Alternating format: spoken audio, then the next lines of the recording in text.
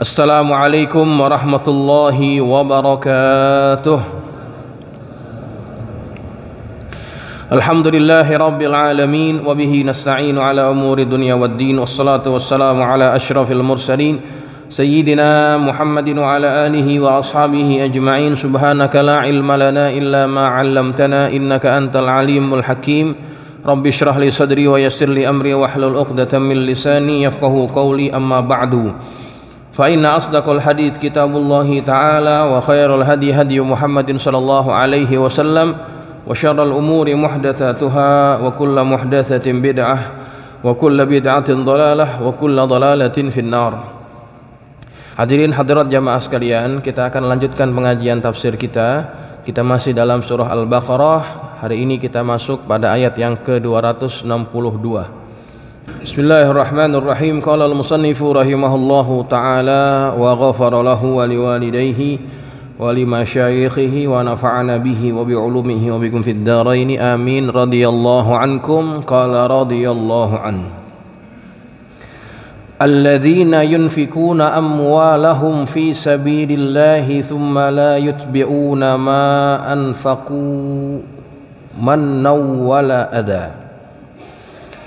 Orang-orang yang menginfakkan hartanya di jalan Allah, kemudian tidak mengiringi apa yang diinfakkannya itu dengan menyebut-nyebutnya dan menyakiti perasaan orang yang menerima. Al-mannu huwal i'tidadu bin ni'mati wa isti'zamuha 'alal munfaq 'alaih. Wal adha bi an yu'dhiyal munfaq 'alaih bil qawli wal 'abus fi wajhi awid du'a 'alaih. Jamaah sekalian, ayat ini sepintas kita sudah bahas pada minggu yang lalu. Jadi setelah seseorang itu menginfakkan hartanya di jalan Allah, maka hendaknya mereka itu jangan mengiringi apa yang mereka infakkan dengan perbuatan manna. Manna itu apa? Al-i'tidadu bin ni'mah wa isti'zamuha 'alal munfaq alaih. Menyebut-nyebut pemberian dan menganggap besar apa yang diberikan kepada orang yang kita berikan infak itu. Itu namanya manna. Kalau kata bahasa kita, ngungkit-ngungkit. Jadi kalau orang yang berinfak itu, dia tidak boleh mengungkit-ngungkit apa yang sudah dia berikan. Yang kedua, selain mengungkit atau menyebut-nyebut, wala adza, jangan juga mereka itu menyakiti hati orang yang diberikan harta. Kata Syekh Nawawi, wal adza bi an yu'dhiyal munfaq alaih bil qawli awil abus fi wajhi awid du'a alaih. Menyakiti itu dengan cara menyakiti orang yang diberikan harta itu dengan ucapan atau dengan wajah yang masam, wajah yang menunjukkan kita tidak suka walaupun kita memberikan, maka itu dianggap adza sekalipun kita tidak mengucapkan kata-kata. Awid du'a alaih, atau kita ini mengumpat dia, ya, kita mendoakan yang buruk kepada orang tersebut atau berkata-kata yang tidak baik. Pokoknya jangan lagi minta sama saya, ini terakhir, misalnya begitu, ya. Lo udah keseringan nyusahin orang gitu. Kalau mau ngasih nggak usah pakai ngomong begitu, Pak. Iya, ngasih aja udah.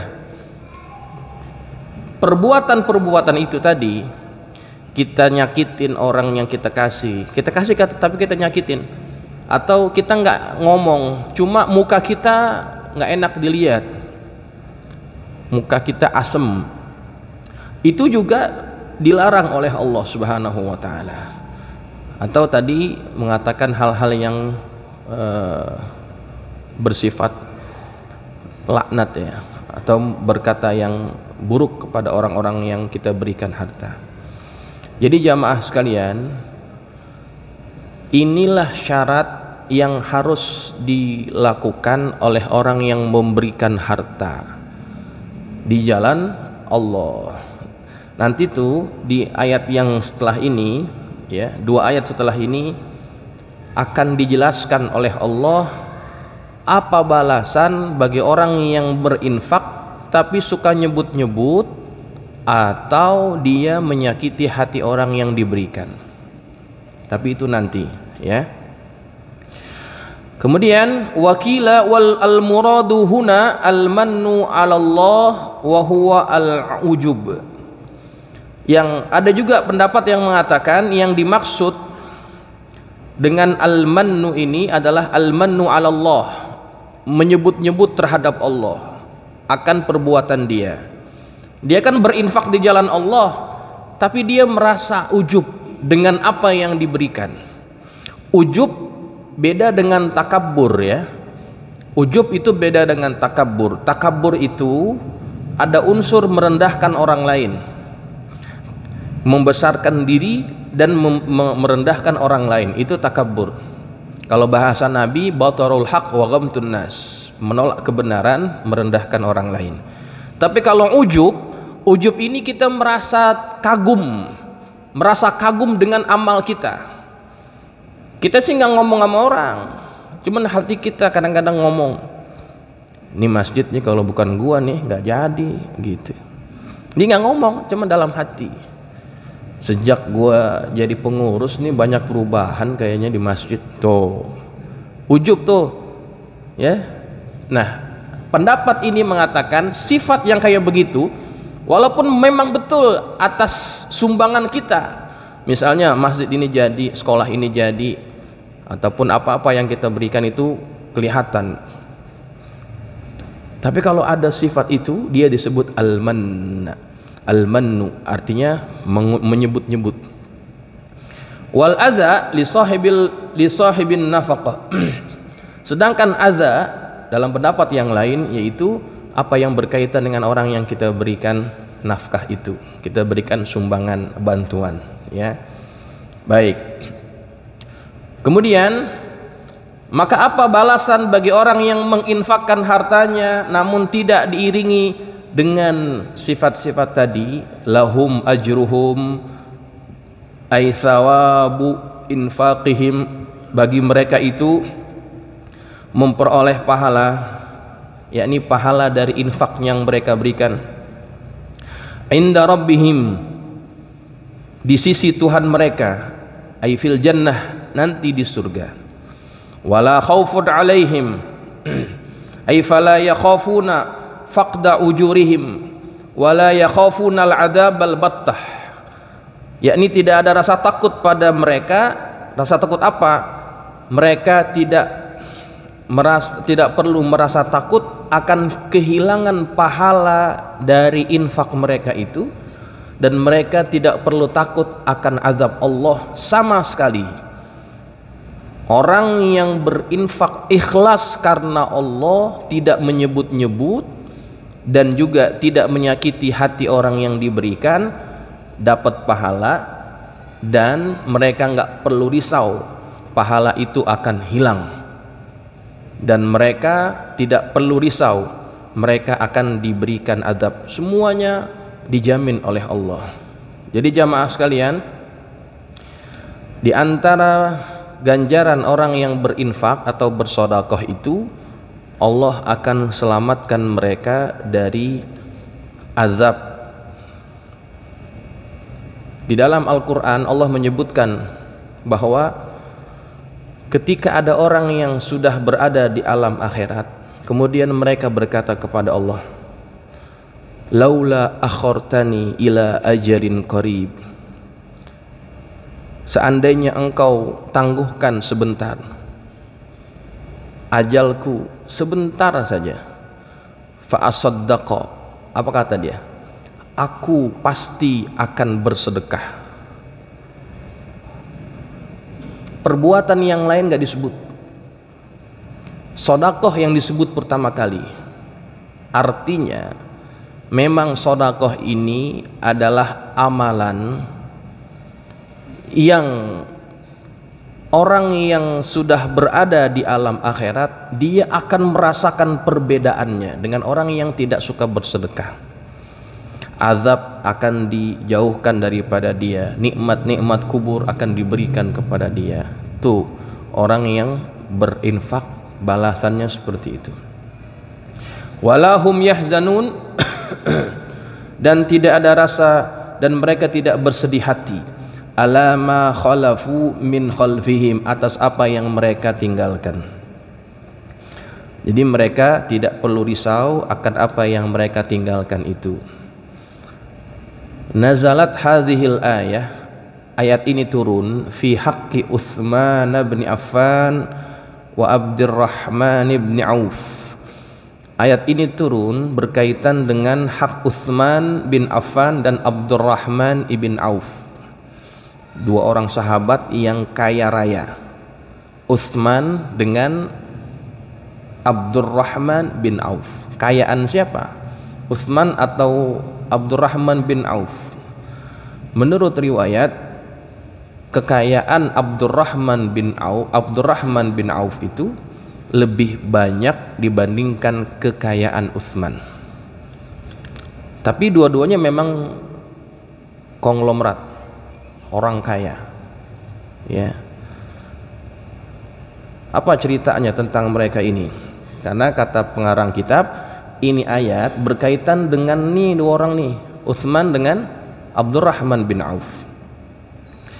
Amma Utsmanu, adapun Utsman, fajahaza jaishal usrah fi ghazwati Tabuk bi alfi ba'irin bi aqtabiha wa alfa dinarin. Utsman mempersiapkan pada perang Tabuk, yaitu Jaishul Usrah. Perang Tabuk adalah perang yang dianggap paling sulit karena jarak yang ditempuh cukup jauh.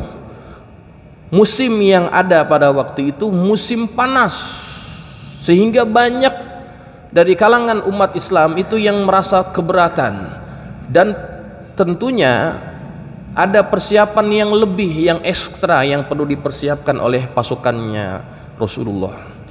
Makanya disebut Jaishul Usrah. Utsman menyiapkan pasukan itu pada perang Tabuk sebanyak 1.000 unta. 1.000 unta. Bi aqtabiha, lengkap dengan pelananya. Artinya bukan unta kosong, unta yang sudah, kalau kata orang mobil, on the road gitu, tinggal pakai.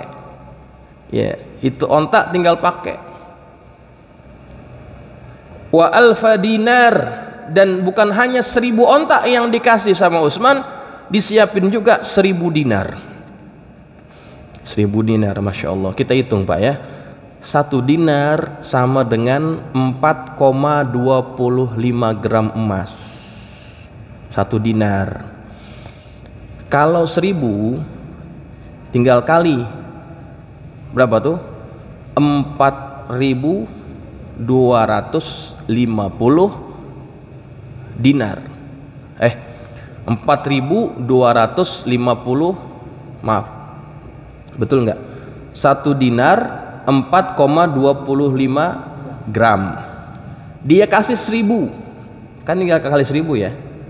Jadi berapa? 4.250 gram. Ya, artinya 4, ya begitu deh. 1 gram, bapak-bapak tahu kan harganya berapa? Kita hitung, kita anggap 1 juta. Kalau dikalikan 4.250 gram, tinggal kali 1 juta, berapa? 4,250 miliar. 4 miliar lebih Pak. Siapa yang sanggup tuh? Itu baru duitnya 4,25 miliar. Onta dikasih 1.000. Onta harganya berapa? Onta macam-macam harganya ya. Kalau yang ada susunya lebih mahal. Taruh deh harga unta sekitar 30 juta atau 50 juta. Ya, harganya bervariasi. Kalikan, katakan 50 juta satu onta. Kalikan 1.000 berapa? Hah? 5.000? Hah? 5 miliar. 5 miliar ontaknya tuh harganya. Jadinya hampir 10 miliar dikasih sama Utsman. Banyak nggak? Banyak, Pak. Tuh Utsman. Kemudian farafa'a Rasulullah sallallahu alaihi wasallam yadayhi. Kemudian Rasulullah angkat tangannya. Yaqul, kemudian dia berdoa. Ya Rabbi Utsman. Ya Allah, ini Utsman. Raditu anhu, aku redha dengan dia. Fardhu anhu, maka redoilah dia. Masya Allah, nikmat kalau Nabi sudah doa seperti itu. Raditu anhu fardhu anhu, raditu anhu fardhu anhu. Aku redha sama Utsman, ya Allah redoin dia. Masya Allah, itu sudah nikmat yang paling besar tuh. Kalau Allah sudah redha, Rasulullah redha. Dan Utsman ini Masya Allah sosok teladan dalam hal kedermawanan. Nabi itu sampai mengatakan begini, kan Nabi kan menikahkan anaknya 2 orang dengan Utsman. Yang pertama Ruqayyah, yang kedua Ummu Kulsum. Dua-duanya meninggal. Makanya disebutkan Utsman gelarnya itu Dzunnurain. Dzunnurain, orang yang mempunyai 2 cahaya, cahaya dari anak-anaknya Rasulullah. Kata Rasulullah, seandainya saya punya 10 anak perempuan dan semuanya mati satu-satu, ya, maka pasti sebelum mereka meninggal itu aku akan nikahkan dengan Utsman. Begitu, saking cintanya Rasulullah kepada Utsman. Kalau anakku ada 10, yang pertama meninggal, saya kawinin lagi dengan anak yang lain. Kalau yang kedua meninggal, saya kawinin lagi dengan anak yang ketiga. Terus sampai 10. Kalau dia punya 10 anak perempuan. Tuh, Utsman tuh. Dan Utsman hari ini, jamaah mungkin sama-sama tahu, ada hotel di Madinah yang nama hotelnya itu adalah Wakaf Utsman ibn Affan. Dari mana tuh Utsman punya hotel? Dari harta yang dia sedekahkan di jalan Allah, ya. Dari harta yang diberikan untuk Rasulullah, untuk Allah sebagai wakaf. Di situ ada sumurnya, ada kebun kurmanya, dijaga dengan baik sehingga menghasilkan, hasilnya itu terus dikembangkan, terus hasilnya terus berkembang sampai hari ini. Dan saat ini masih ada rekening bank atas nama Utsman ibn Affan. Orangnya sudah meninggal, tapi pahala wakafnya berterusan. Masya Allah. Tuh Pak, Utsman itu contoh dalam kedermawanan, ya. Kemudian satu lagi, wa amma Abdurrahman bin Auf, dan adapun Abdurrahman bin Auf, fa innahu tasaddaqa binisfi malih, dia bersedekah dengan separuh hartanya, 4.000 dinar, yaitu 4.000 dinar. Qala, dia berkata, kana indi 8.000, saya punya 8.000 dinar. Fa amsaktu li nafsi wa iyali 4.000, aku simpan untuk diriku dan keluargaku 4.000 dinar. Wa akhrajtu 4.000 li Rabbi azza wa jalla, dan aku keluarkan 4.000 dinar untuk Tuhanku azza wa jalla. Banyakkan lagi Pak, 4.000 dinar. Ayo kita hitung-hitungan. Tadi emas tadi berapa? Dinar, 1 dinar 4,25 gram emas dikalikan dengan 4.000, hasilnya adalah 17.000. kalikan dengan 1 juta, 17 miliar Pak.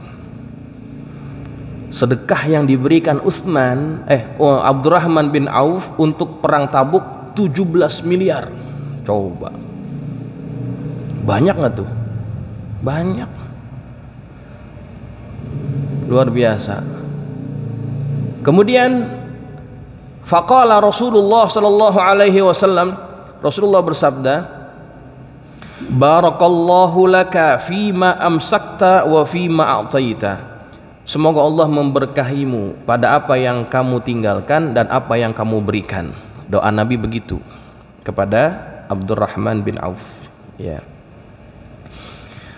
Jadi jamaah, Abdurrahman bin Auf ini teladan dalam kedermawanan juga selain Utsman.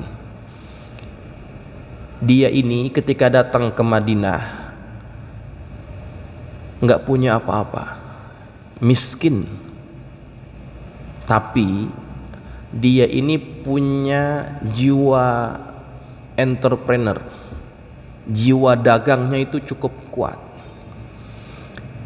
Waktu datang ke Madinah, Abdurrahman bin Auf itu dipersaudarakan dengan salah seorang jutawan di Madinah yang namanya Sa'ad bin Ar-Rabi'.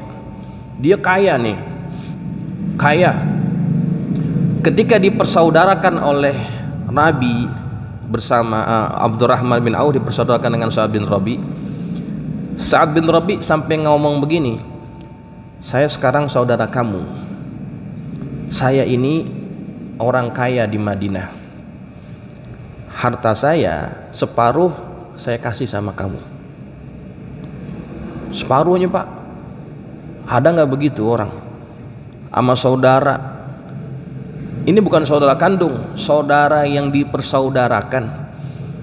Saya kasih separuhnya buat kamu. Coba, saya punya beberapa orang istri, saya ceraikan salah satunya, iddahnya habis, silakan nikahi. Coba, istrinya dikasih, saking sayangnya tuh sama saudara. Apa responnya Abdurrahman bin Auf? Dia berterima kasih. Kalau dia pengen langsung kaya, kaya tuh Pak, ya. Yang ngasih ini orang, bukan orang miskin, orang kaya, langsung kaya mendadak dia tuh kalau dia mau. Terima kasih Tuhan, tapi saya cuma satu yang minta sama Tuhan, tunjukin di mana pasarnya. Di Madinah ini di mana pasarnya? Ngapain di pasar dia? Dia ingin mencari rezekinya di situ. Jadi dia punya jiwa iffah, ya, jiwa yang suka jiwa menjaga diri. Dia apik, dia punya jiwanya tuh, nggak suka, nggak celamitan gitu. Kan ada orang ya celamitan, nggak boleh dengar orang kaya dikit, mau deketin aja. Ada yang begitu tuh, itu namanya jiwa celamitan, ya. Nah ini Abdurrahman bin Auf orangnya nggak kayak begitu Pak, nggak suka ngelecehin orang kaya. Dia punya harga diri, dia punya marwah, dia punya iffah gitu. Nah karena sifatnya itulah kemudian Allah mudahkan rezekinya. Jadi orang itu jangan suka ngesor sama orang kaya, jangan suka ngejilat sama orang kaya, nggak perlu, ya. Contoh nih Abdurrahman bin Auf. Nah apa yang terjadi kepada dia? Abdurrahman bin Auf pada awalnya dia nggak punya apa-apa, dia cuma jadi kuli panggul. Dari hasil dia nguli, dia dapat gaji, dapat upah, dikumpulin tuh upahnya, sampai kemudian dia jadikan modal, dia dagang kecil-kecilan. Kemudian dia nggak punya istri, dia cari calon istrinya, kemudian dari harta yang dia dapatkan dari hasil kerjanya itu, kemudian dia menikah dengan gadis pilihannya, nikah. Sampai kemudian Nabi tanya, gara-gara siapa ini? Abdurrahman bin Auf. Dia nggak bilang sama Nabi kalau sudah nikah, dia cuma diketahui oleh Nabi, dia ada seperti tanda-tanda kuning di jadinya, tanda kalau dia baru nikah. Maka kemudian Nabi suruh buat walimah kecil-kecilan gitu. Nah, akhirnya perjalanan bisnisnya Abdurrahman bin Auf itu semakin pesat, maju luar biasa. Nah, ini sebagai faedah ya, sebagai faedah. Selain tadi sifat-sifat yang harus kita tiru daripada Abdurrahman bin Auf, bagi kita sebagai pengusaha ya, baik itu levelnya mikro ataupun yang menengah ataupun yang besar, contoh sifat bisnisnya Abdurrahman bin Auf, beliau itu tidak pernah menolak pesanan orang. Orderan itu nggak pernah ditolak sama dia. Kenapa? Karena itu adalah rezeki. Ada orang nih yang usahanya belum maju tapi belagunya luar biasa. Belagunya gimana tuh? Orderan dia pakai minimum order. Ada nggak yang begitu? Pokoknya saya mau bikin tapi minimumnya 100. Ada orang datang mesen, ya saya cuman perlunya 50 doang. Nggak bisa, kalau cuma 50 mah 100. Mungkin itu hitungan dia nggak sebanding dengan capeknya gitu. Akhirnya nggak mau diterima. Abdurrahman bin Auf nggak kayak begitu, Pak. Ada orang mesen apa, mesen ini, walaupun untungnya kecil, dia akan ambil itu. Nah, itulah yang menjadi kunci rizkinya menjadi dimudahkan oleh Allah. Kenapa? Karena orang yang seperti itu adalah orang yang menghargai rizki. Ketika orang menghargai rizki, bersyukur dengan apa yang dia dapat, Allah kasih lebih banyak. Jadi orang yang milih-milih rezeki itu, dia sesungguhnya belum selesai dengan sifat, dengan perintah Allah untuk bersyukur akan apa yang Allah berikan. Ya, la in syakartum la azidannakum. Kalau kalian bersyukur, aku akan tambah. Kalau kita masih belum bisa nerima untung kecil, itu berarti kita belum bisa menghargai rezeki. Jangan ngarepin yang besar, kalau yang kecil aja kita nggak pandai bersyukur kepada Allah. Nah, Abdurrahman bin Auf nggak kayak begitu. Dia ambil tuh, walaupun kecil diambil. Konsep ini dipegang oleh pedagang-pedagang Cina. Sayangnya begitu. Orang Cina untung kecil diambil. Itulah yang akan membuat customernya itu akan merasa suka. Oh, ini murah, begitu kan? Bagi kita kan, kecil banget untungnya, capek doang. Tapi disitulah akan menentukan loyalitas customer. Orang akan kalau ada perlu apa-apa, udah sama dia. Akhirnya order banyak, Pak. Tuh, konsep itu ada pada Abdurrahman bin Auf. Yang kedua, Abdurrahman bin Auf itu dalam berniaga dia nggak pernah mau ngutang-ngutangan. Kalau mau ke transaksi dia harus cash, nggak ada yang ngutang. Kenapa? Kalau ngutang maka modal akan mandek, cash flow itu nggak akan lancar. Bisnis kalau nggak cukup modal bangkrut, Pak. Makanya dia perlukan modal yang senantiasa ada. Dia hanya menerima transaksi yang sifatnya tunai, gitu. Yang ketiga, ini yang penting, dia menjauhi riba. Itu kuncinya. Makanya jamaah, kalau kita punya usaha, kita mau kembangin itu usaha dengan cara kita pinjaman yang sifatnya riba, jangan harap kita akan untung. Yamhaqullahu riba, kata Allah, wa yurbis shadaqat. Allah akan memusnahkan riba dan Allah akan mengembangkan, menguntungkan sedekah. Ya, itu yang dilakukan oleh Abdurrahman ibn Auf. Maka jamaah sekalian, contohi itu dua figur sahabat yang menjadi teladan dalam kedermawanan. semakin banyak dia memberikan harta, semakin banyak yang Allah ganti, Pak. Abdurrahman bin Auf setelah dia kasih separoh, itu bukan makin kurang, Pak, hartanya setelah itu makin banyak. Dia sebetulnya Abdurrahman bin Auf dia pengen ngurangin hartanya tuh biar nggak terlalu berat ngurusinnya. Ternyata habis dikasih 4.000 makin banyak lagi duitnya. Tuh, Masya Allah, ya. Jadi nggak akan pernah rugi orang yang bersedekah, bertransaksi dengan Allah Subhanahu wa taala.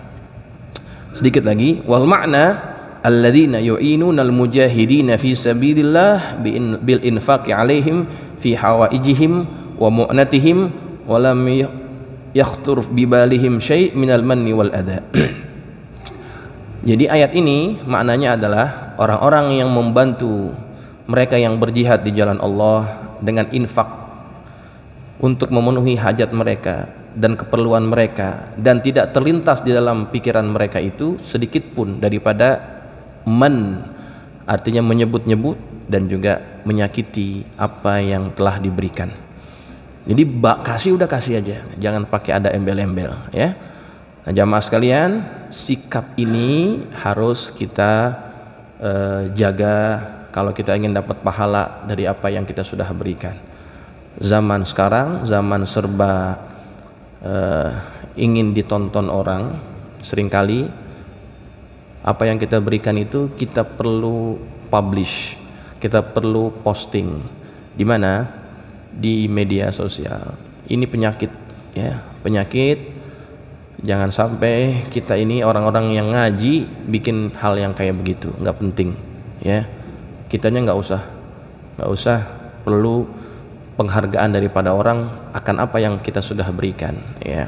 Saya kira itu yang kita bisa bahas pada malam hari ini, ya. Mengenai infak ini harus ikhlas, seikhlas-ikhlasnya. Ada infak itu letak niat letak ikhlasnya itu pada saat kita niat memberikan, atau saat memberikan, atau pada saat setelah memberikan. Yeah. Karena kadang-kala kita berinfak, kita pertama tergerak hati karena memang si A memberikan tuh pengen si A sekian,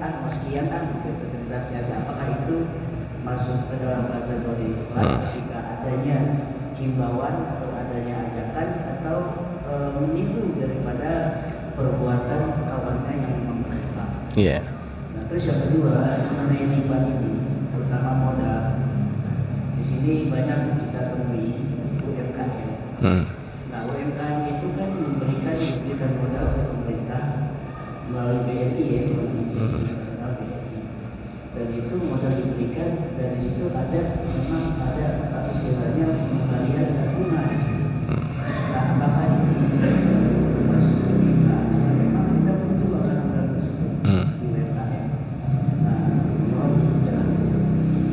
Yang pertama, ikhlas itu harus ada pada saat sebelum berbuat, pada saat kita berbuat, dan pada saat setelah kita berbuat. Senantiasa dijaga keikhlasan. Dan kalau misalkan ada orang nyumbang, disebutin namanya sama pengurus, yang ngasih sih nggak minta, disebutin supaya menggerakkan hati orang lain untuk sama-sama ngikut serta. Kemudian dia tergerak kepengen ngikut juga. Dia sumbangan, saya mau juga kayak dia, ya. Itu tetap dianggap amalan yang diterima seandainya memang dia semata-mata karena Allah. Adapun motivasinya ingin mengikuti si fulan, itu merupakan bahagian daripada hasad yang dibolehkan. Nabi mengatakan la hasada illa fitnatain, tidak boleh hasad melainkan pada dua perkara. Yang pertama, orang yang diberikan ilmu oleh Allah, dia ngajar dengan ilmunya, kemudian kita kepengen kayak dia, kita hasad sama dia, kepengen gitu, maka itu nggak apa-apa. Yang kedua, orang yang diberikan harta, kemudian dengan hartanya itu dia berinfak, kita yang kita yang lihat, kita kepengen jadinya. Itu hasad yang dibolehkan. Ya, kata Nabi seperti itu. La hasada illa fitnatain. Dua kelompok ini. Yang seperti itu tidak mengapa. Yang penting memang karena kita kepengen fastabiqul khairat. Ya. Jangan minta ntar umumin ya. Biar orang tahu gitu. Kalau saya sumbangannya lebih banyak dari dia, nah itu hancur udah. Lain lagi ceritanya. Kalau menjadikan orang sebagai motivasi kita beramal, tidak ada masalah. Boleh. Yang kedua, bagaimana dengan UMKM yang meminjam modal dari bank? Dalam hal ini BRI ya. BRI yang biasanya memberikan modal bagi usaha kecil itu dan menengah atau mikro, bahkan itu BRI. Bagaimana hukumnya? Pinjaman seperti itu harus kita jelaskan secara jelas di sini. Kalau memang akadnya adalah akad qard, akad pinjam meminjam, kemudian dikenakan faedah atau bunga dari pinjaman itu, maka transaksi itu adalah transaksi riba dan hukumnya haram. Maka bagaimana solusinya? Sebetulnya sekarang sudah banyak solusi. Banyak lembaga keuangan syariah yang siap membantu memberikan modal. Kita ambil contoh bank-bank syariah yang sudah berkembang ini, antaranya BSI atau bank muamalat atau bank-bank konvensional yang sudah punya unit syariah. Sudah banyak bank-bank konvensional yang mereka buka unit syariah. Kita bisa melakukan pinjaman melalui bank-bank syariah itu. Lah, saat kan sama aja tuh, tadi dikasih pinjaman, ada modal, ada kelebihan yang kita mesti bayar. Beda Pak. Kalau beda akad, beda hukum. Kalau akadnya adalah qard, pinjam meminjam, kemudian dikenakan faedah tambahan atas pinjaman, itu adalah riba. Tapi kalau bank syariah, mereka nggak akan pakai akad qard. Mereka akan pakai akad murabahah atau akad-akad musyarakah. Jadi pihak bank itu ikut serta dalam memodali usaha. Nanti kan ada keuntungan, dari keuntungan itu akan diberikan porsinya kepada bank. Walaupun yang diberikan hampir sama dengan konvensional, tapi akadnya beda. Akad ini menentukan halal atau tidaknya apa yang kita ambil itu. Ya, hati-hati terhadap riba. La'anallahu akilar riba wa muqilahu wa katibahu wa syahidaihi. Allah melaknat pemakan riba, pemberi riba, pencatat riba, orang yang saksi akan riba. Semuanya wahum sawa, kata Nabi. Semuanya sama kadar dosanya. Itu saya kira. Ya, ini ujian bagi para pengusaha. Ujian apa? Keyakinan, keimanan kepada Allah Subhanahu wa taala. Insyaallah kalau niat kita ikhlas, kita minta yang halal, yang berkah, Allah akan kasih jalan. Demikian saya kira. Ya, mudah-mudahan bermanfaat. Al-Fatihah. A'udzubillahi minasyaitonir rajim. Bismillahirrahmanirrahim. Alhamdulillahirabbil alamin. Maliki yaumiddin. Iyyaka nasta'in. Shiratal ladzina an'amta 'alaihim ghairil maghdubi 'alaihim waladdallin. Bismillahirrahmanirrahim. Alhamdulillahirabbil alamin. Allahumma shalli ala sayyidina Muhammadin wa ala ali sayyidina Muhammad. Allahumma anfa'na bima 'allamtana wa 'allimna ma yanfa'una. Allahumma zidna wa la tankusna wa akrimna wa la tuhinna wa atina wa la tahrimna wa athirna wa la tu'thir alaina wa ardina warda 'anna. Allahumma inna nas'aluka bihaqqi Fatimata wa abiha wa ba'liha wa baniha iftah alaina wa ala auladina wa talamidina futuhal 'arifin faqihna wa iyyahum fid-din warzuqna kamala ikhlas wal yaqin. Allahumma warzuqna fahman nabiyyin wa hifzal mursalin wa ilhamal malaikatil muqarrabin bi rahmatika ya arhamar rahimin. Allahumma ij'alna minal ladzina yastami'una al-qawla fayattabi'una ahsanah. Sallallahu ala sayyidina Muhammadin wa ala alihi wa sahbihi wa sallam. Walhamdulillahi rabbil alamin. Assalamualaikum warahmatullahi wabarakatuh.